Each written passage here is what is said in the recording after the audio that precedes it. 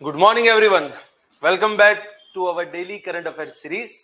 और सबसे पहले शुरुआत करते हैं कि वो कौन से टॉपिक्स है जो आपके सिविल सर्विसेज एग्जामिनेशन के लिए आज के लिए ज्यादातर इंपॉर्टेंट है। तो सबसे पहले कौन से टॉपिक्स आज हमें कर रहे हैं तो उसके बारे में कुछ जानते हैं।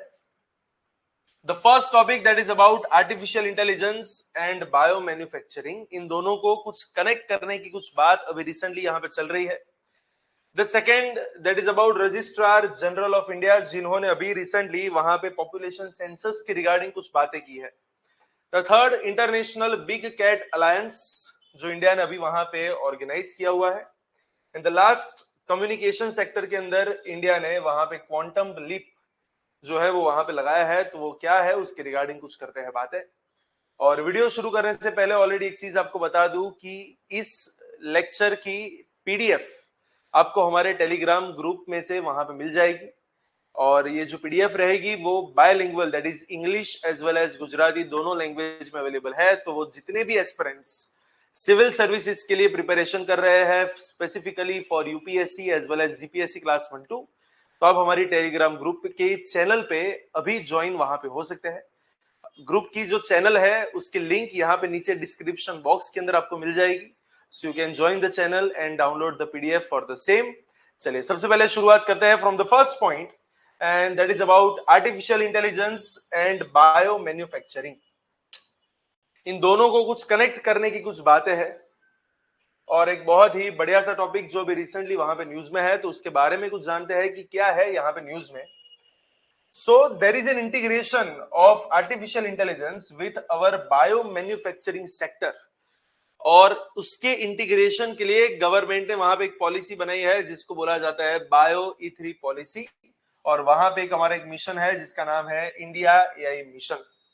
तो बेसिकली इन दोनों चीजों को हमें वहां पे कनेक्ट करना है बायो मैन्युफैक्चरिंग के अंदर।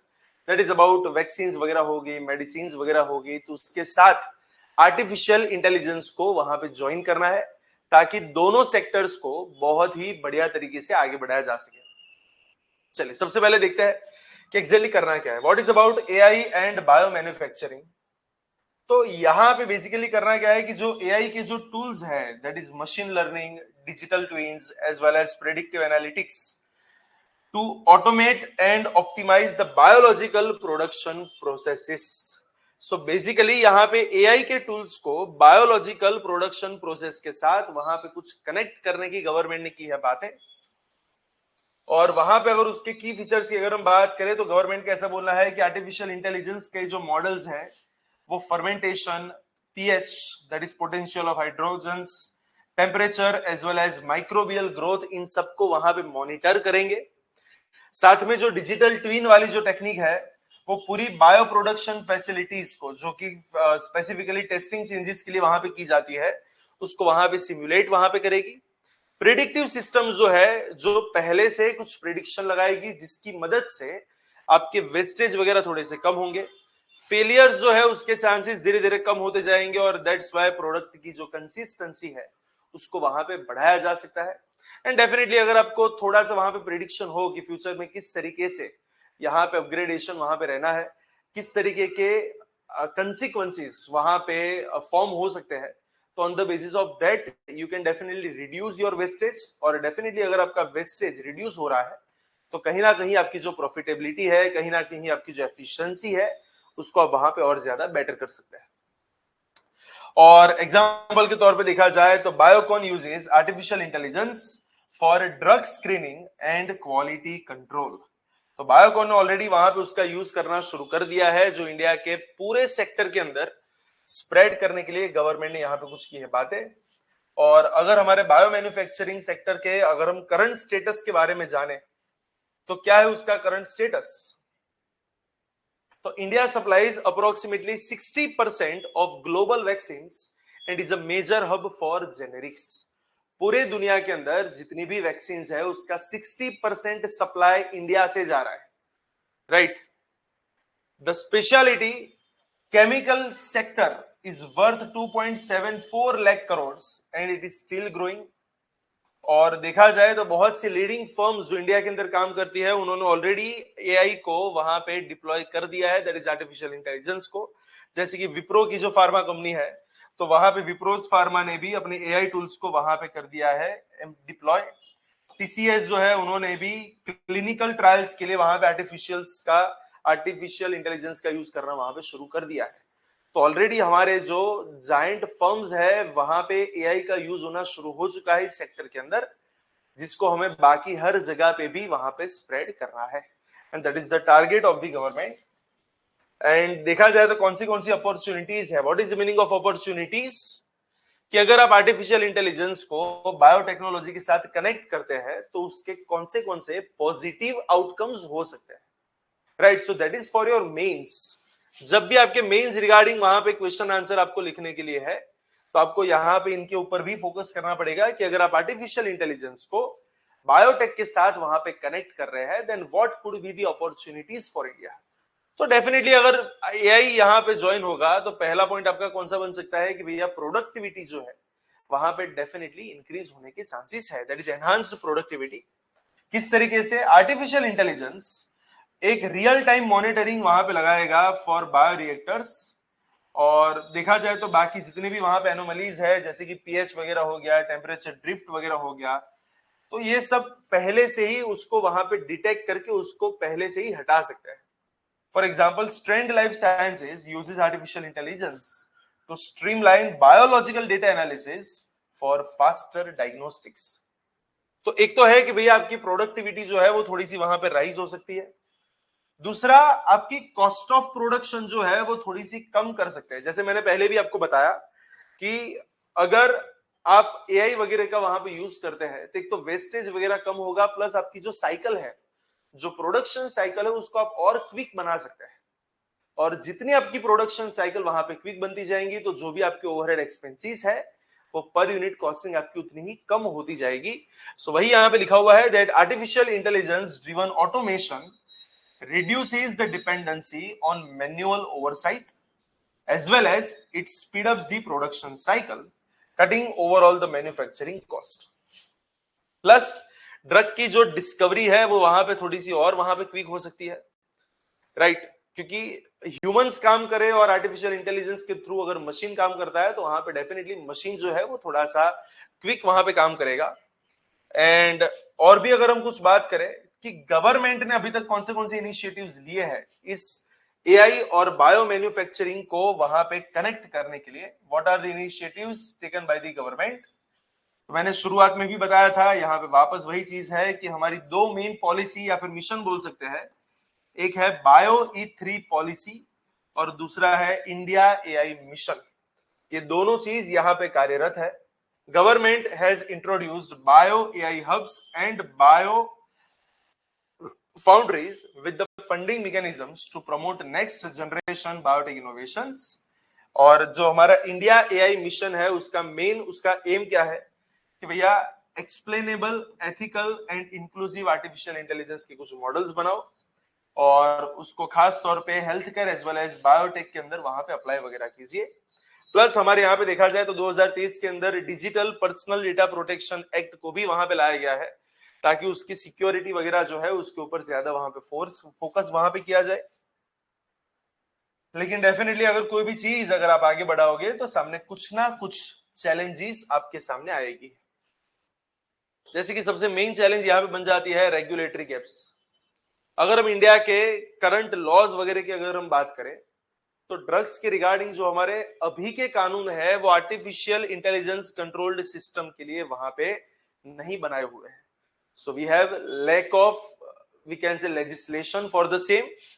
और अगर अभी तक उसके रिगार्डिंग कोई कानून है नहीं तो it leads to ambiguity to in compliance as well as approval processes. दूसरा यहाँ पे इश्यू क्या आ जाता है, that is data diversity issues.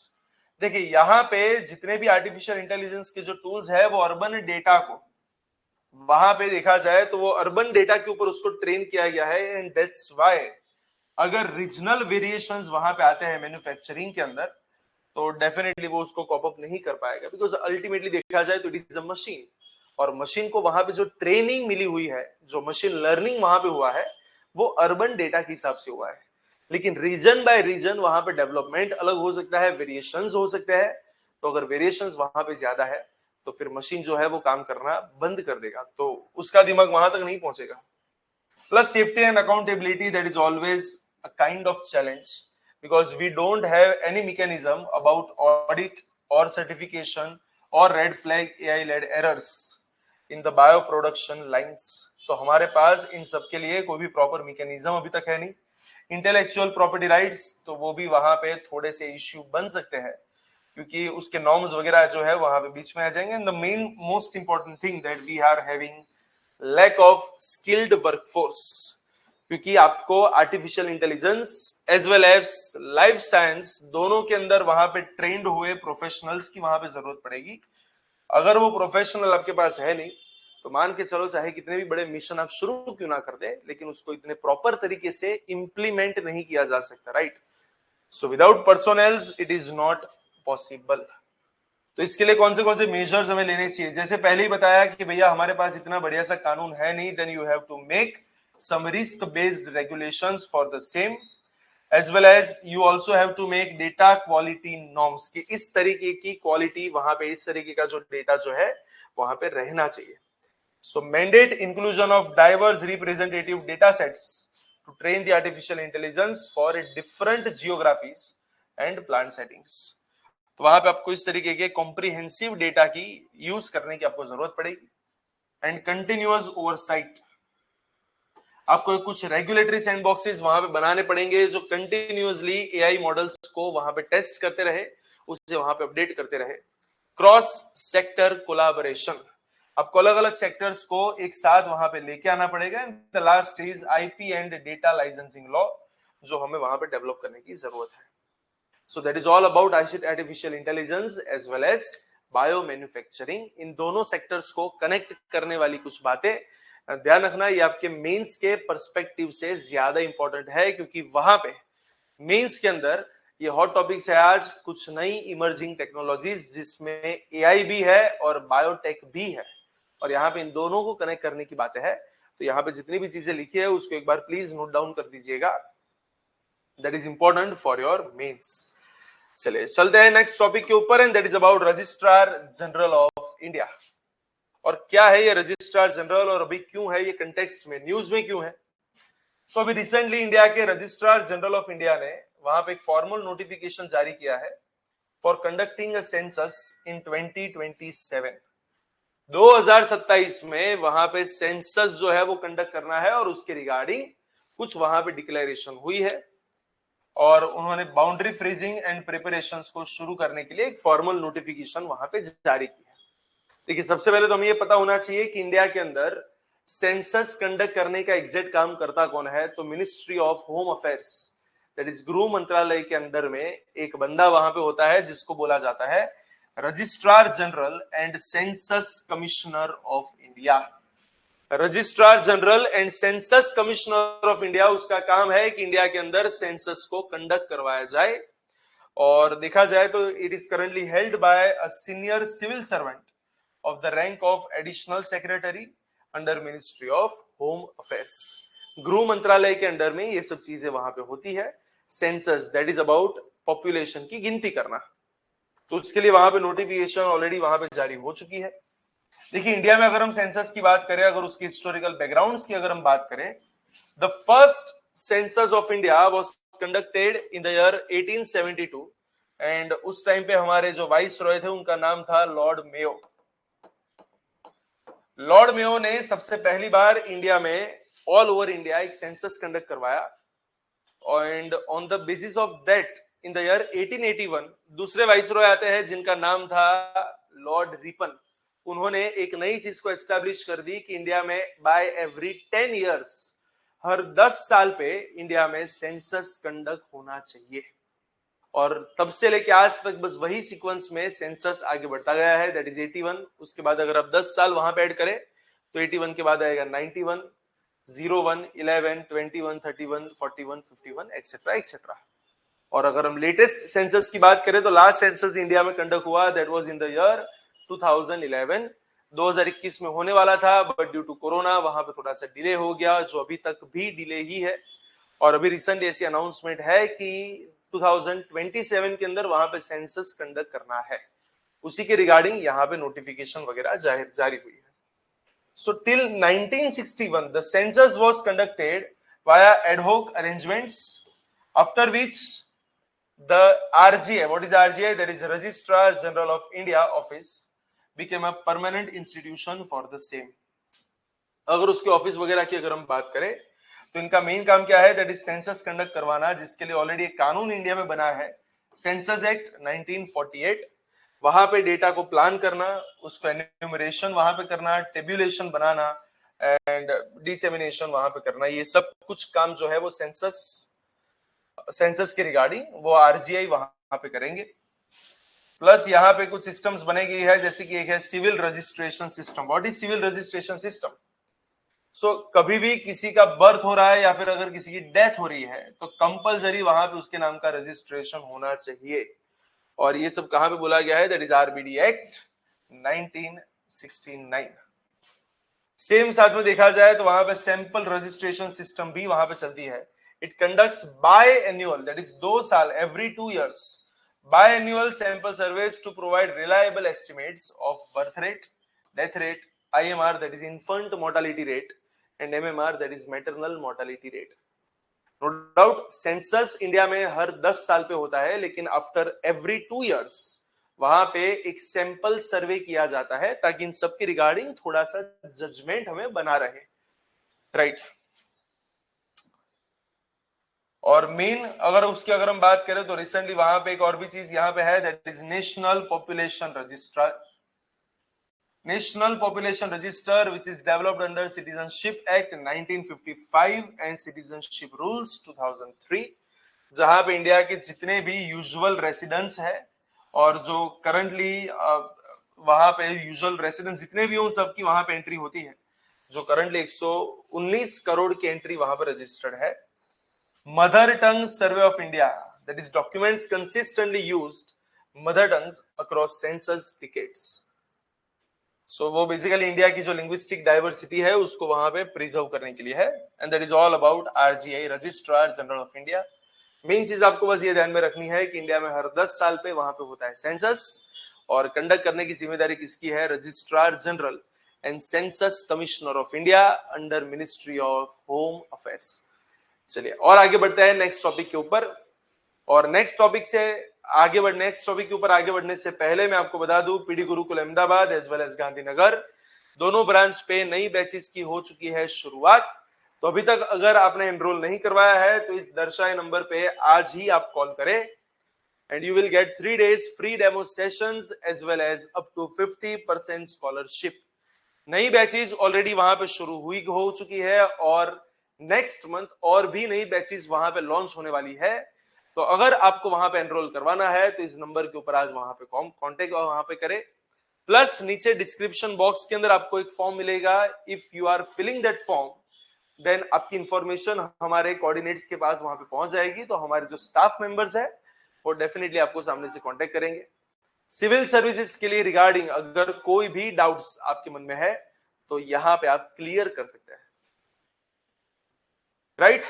चलिए थोड़ा सा और आगे बढ़ते हैं। Then our next topic and that is about international big cat alliance. क्या है ये इंटरनेशनल बिग कैट अलायंस? चलिए तो जानते हैं। The first international big cat alliance assembly अभी रिसेंटली वहां पे हुई है, हेल्ड कहां पे? At new Delhi. और इसको किसने वहां पे चेयर किया था, मतलब कौन था इनके हेड? It was chaired by our environment minister Bhupendra Yadav, who was also elected as the president of IBCA, that is International Big Cat Alliance। क्या है ये इंटरनेशनल बिग कैट अलायंस? तो देखिए, एक मल्टीनेशनल इनिशिएटिव जो इंडिया ने 2024 में वहां पे किया था लॉन्च, जिसका मेन का टारगेट है कि वर्ल्ड की जो 7 मेजर बिग कैट स्पीसीज है उनको वहां पे प्रोटेक्ट करना। और किस तरीके से हम प्रोटेक्ट करेंगे? Through collective action, knowledge exchange as well as capacity building. दुनिया की जो 7 मेजर बिग कैट स्पीसीज है उन सबको प्रोटेक्ट करने के लिए हमने यहाँ पे एक अलायंस बनाया है जिसका नाम है इंटरनेशनल बिग कैट अलायंस। और अगर हम बात करें तो दुनिया की वो कौन सी 7 बड़ी कैट्स है जिसको यहाँ पे प्रिजर्व करने की बात है, प्रोटेक्ट करने की बात है, तो 1 is tiger, second is lion, the third one is leopard, snow leopard that is fourth, cheetah that is fifth, jaguar and puma. This is called 7 big cats of the world. फिर से एक बार, tiger, lion, leopard, snow leopard, cheetah, jaguar and puma. तो 7 जो big cat है उन सबको यहाँ पे प्रोटेक्ट करने के लिए एक अलायंस बनाया जाता है जिसका नाम है international big cat alliance, and it is coordinated by the National Tiger Conservation Authority, that is NTCA, और वो किसके अंडर में काम करेगा?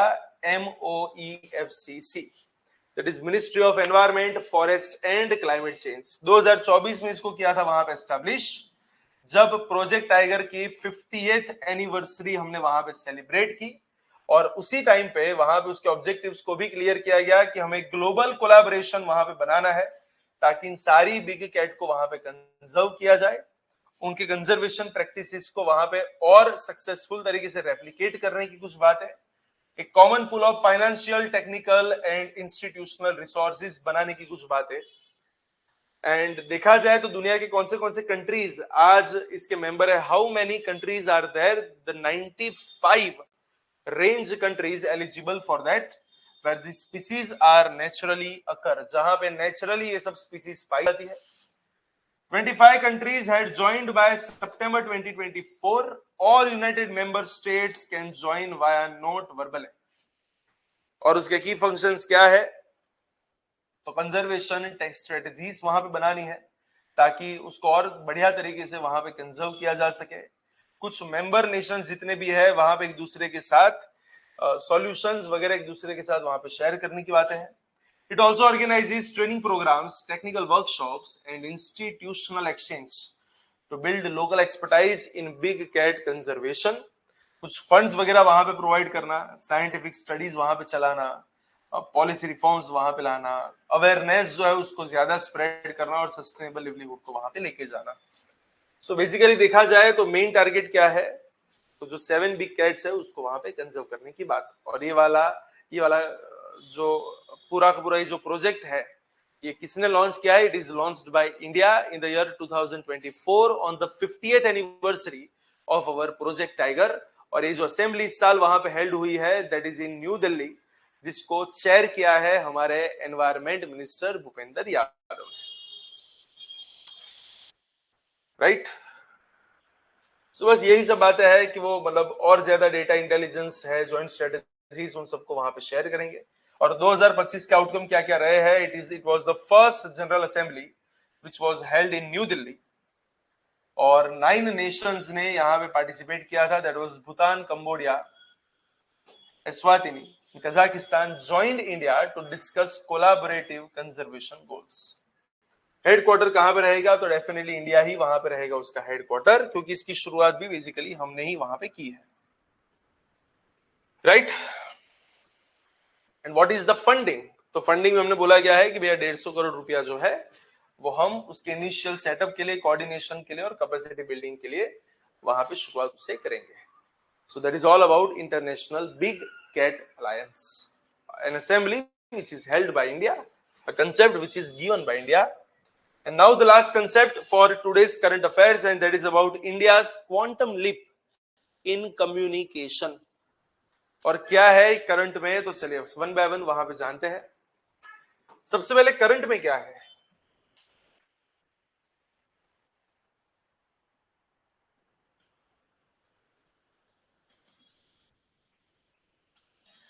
तो रिसेंटली इंडिया ने सक्सेसफुली 1 किलोमीटर ओपन एयर के अंदर, 1 किलोमीटर ओपन एयर के अंदर quantum entangle based secure communication को वहां पे डेमोन्स्ट्रेट किया है।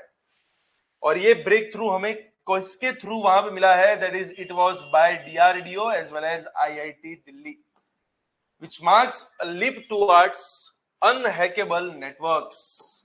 जब हम क्वांटम लीप वगैरह की जब हम बात करते हैं तो एक अनहैकेबल नेटवर्क को हमने वहां पे किया है शुरू, एक quantum entanglement based secure communication over 1 kilometer in the open air, which was successfully demonstrated by India.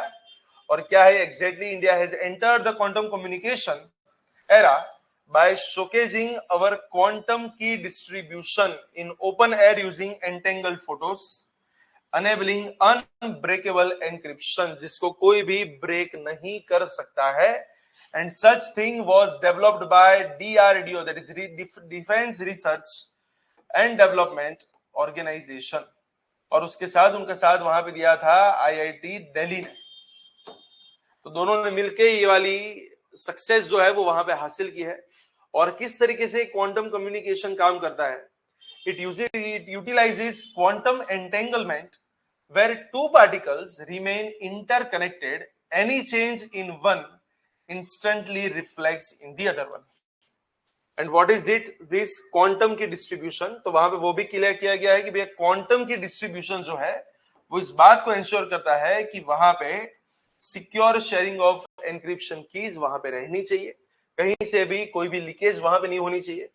If N इवेस dropper, मतलब कि कोई बाहर से कोई बंदा ट्राइज टू इंटरसेप्ट, अगर कोई वहां पे इंटरसेप्ट करने की कोशिश करता है तो पूरा का पूरा क्वांटम स्टेट जो है वो वहां पे कोलैप्स कर देता है, and instantly alerting both sender as well as receiver. In short, बाहर से अगर कोई भी इंटरसेप्ट करने की कोशिश करेगा तो पूरी सिस्टम वहीं पे स्टॉप हो जाएगी, and it will send an alert to the sender as well as receiver, ताकि वहां पे कम्युनिकेशन बहुत ही क्लियर रहे, कहीं से भी कोई लीकेज के वहां पे चांसेस ना रहे. और अगर हमने रिसेंटली ये जो ब्रेक थ्रू वहां पे पाया है उसके की फीचर्स की अगर हम बात करें तो recently 1 kilometre secure wireless communication has been achieved by India through quantum communication. तो इंडिया ने अभी सबसे पहले 1 किलोमीटर तक के एरिया में इस चीज को वहां पे हासिल की है. सिक्योर की रेट क्या है? That is 240 bps. The system successfully transmitted encryption keys at a secure rate of 240 bits per second, that is called as BTS, suitable for critical data security. और यहां पे अगर देखा जाए there is very low error rate which is below 7%. तो वहां पे error का जो रेट है वो बहुत ही कम होता जाता है, which ensures the stability as well as reliability for practical deployments. And open air का मतलब basically free space demonstration. exactly क्या है? Unlike fiber-based QKD, this milestone occurred outdoors, showcasing the feasibility of wireless quantum communication. और ये पूरा indigenous quantum hardware था जो हमने वहां पे डेवलप किया हुआ है. Under it is we can say कि एक और नया स्टेप हमने वहां पे आगे बढ़ाया है अंडर आत्मनिर्भर Bharat campaign in quantum technology. तो एक नई सिद्धि वहां पे इंडिया के लिए हुई हासिल. और वहां पे अगर सिग्निफिकेंस की बात करें तो definitely it supports India's national quantum mission as well as strategic technology autonomy. It enables development of military grade banking and governance encryption system. और दुनिया के जो ग्लोबल लीडर्स है, दैट इज चाइना है, यूएस है, जो ऑलरेडी क्वांटम नेटवर्किंग के ऊपर वहां पे काम करते हैं, तो उनके साथ उसने इंडिया को भी वहां पे अटैच किया है. And that is all about the recent news regarding India's quantum leap in the communication sector. And that's it. तो आज के लेक्चर के लिए इतना ही है. और जाते जाते वापस आपको बता दूं कि यूपीएससी एंड जीपीएससी क्लास 1-2 की नई बैचेस पीडी गुरुकुल के द्वारा हो चुकी है शुरुआत. तो अगर अभी तक आपने एडमिशन नहीं लिया है तो आप नीचे दर्शाए नंबर के ऊपर वहां पे कांटेक्ट कर सकते हैं. And you will also find a link in the description box. तो वहां पे जाके आप फॉर्म फिलअप कर सकते हैं so that our staff will coordinate you. And साथ साथ as of now there are 3 free demo sessions which you can attend as well as up to 50% scholarship on the admission. तो अभी तक अगर आपने इसका लाभ नहीं उठाया है तो आज इस नंबर के ऊपर कांटेक्ट करें और अपने गवर्नमेंट सर्वेंट और civil servant, whatever you say, civil servant बनने का अपना जो सपना है उसके रास्ते को, उसकी डायरेक्शन को और थोड़ा सा आगे बढ़ाए. चलिए, तो आज के लेक्चर के लिए इतना ही है. Thank you so much. Next lecture में कुछ नए करंट अफेयर्स के टॉपिक्स के साथ वापस एक बार मिलेंगे. तब तक all the very best for your preparation.